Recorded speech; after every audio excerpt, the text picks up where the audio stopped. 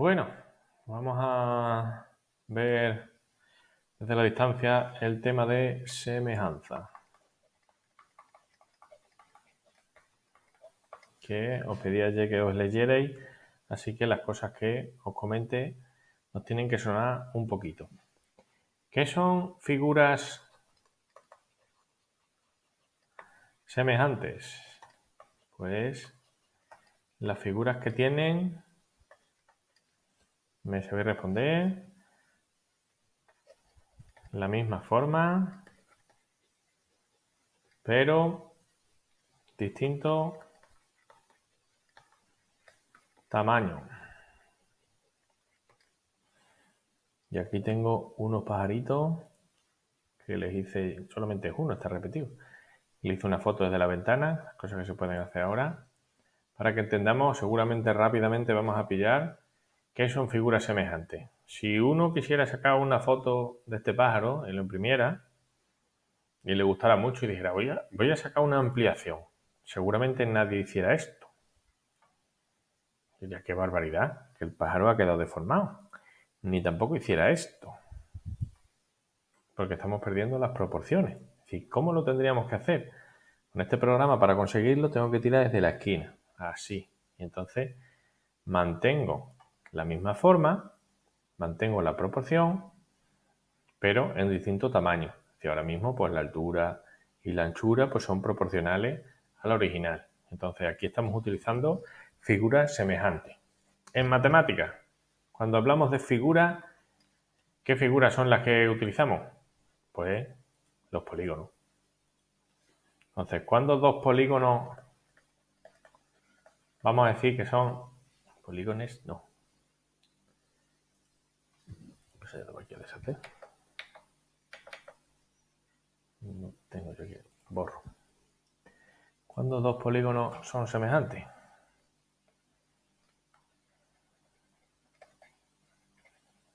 Pues cuando tienen la misma forma, es decir, cuando tienen sus ángulos son iguales, los de uno y los de otro, pero tienen distinto tamaño, es decir, sus lados guardan proporción, sus lados son proporcionales.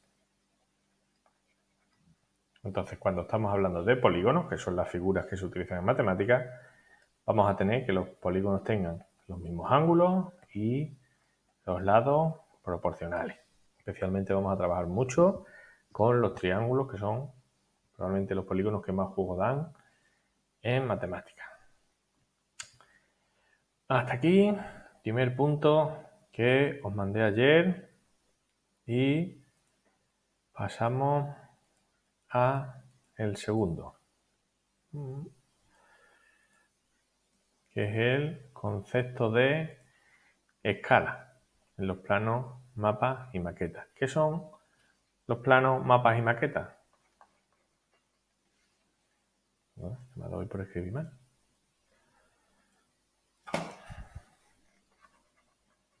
Planos, mapas y maquetas. Pues son representaciones de la realidad, guardando esas proporciones. ¿Cuál es la diferencia entre los planos, mapas y maquetas? Pues la principal diferencia que hay entre las maquetas y los planos es que las maquetas son representaciones en 3 dimensiones. Una maqueta del cuerpo humano, de un coche. Si vais a una inmobiliaria y están planeando unos edificios, pues hay una maqueta de los edificios. Y los planos y los mapas pues son representaciones en 2D, en 2 dimensiones, en el papel. ¿Cuál es la diferencia entre planos y mapas? Pues que simplemente la extensión. Los planos pueden ser de una casa, de una habitación, hasta incluso de una ciudad, no más. Y los mapas, sin embargo, pues ya abarcan, vamos a poner aquí, hasta una ciudad, más o menos podemos tener planos, y luego ya los mapas, pues grandes territorios. Podemos tener desde un mapa de una comarca, de una comunidad autónoma o un mapa mundi donde salga todo el mundo. Entonces, ¿qué concepto es muy importante para guardar la proporcionalidad? Pues el concepto de escala. ¿Qué es una escala? Pues si yo tengo que definir escala, hay una palabra que no puede faltar, que es una división, un cociente entre las dimensiones que yo tengo en el plano o en el mapa o en la maqueta, es el cociente de dividir esa dimensión entre la dimensión que hay en la realidad. Es un cociente. Por ejemplo, si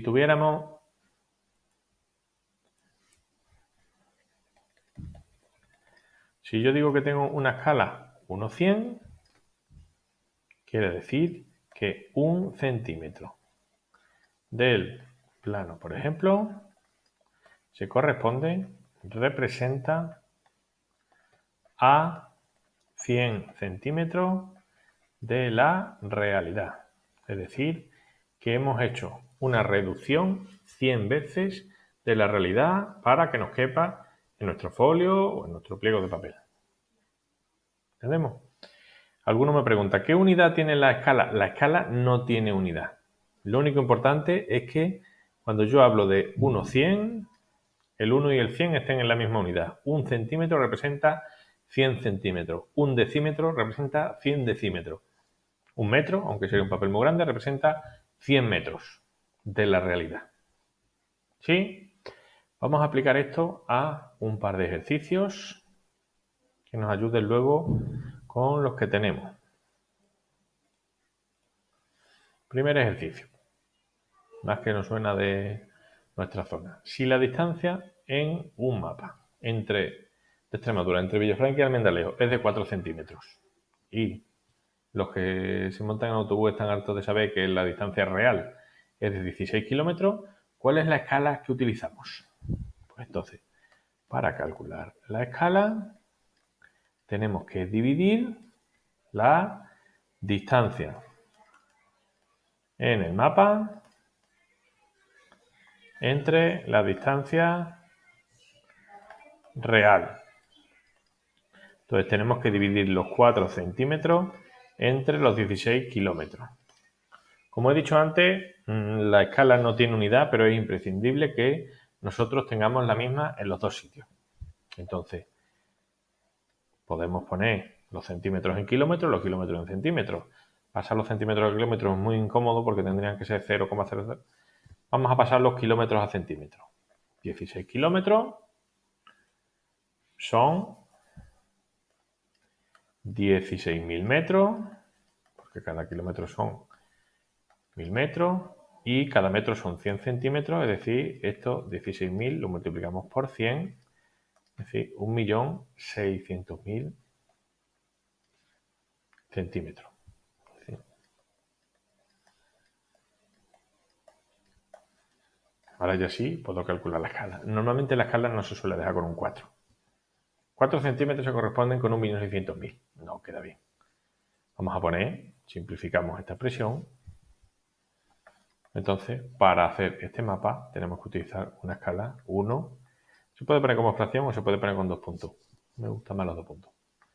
1/400.000. Es decir, para que la distancia entre Villafranca y Almendralejo quepa en 4 centímetros, tenemos que reducir la realidad 400.000 veces para conseguirlo. Vamos a por otro ejercicio.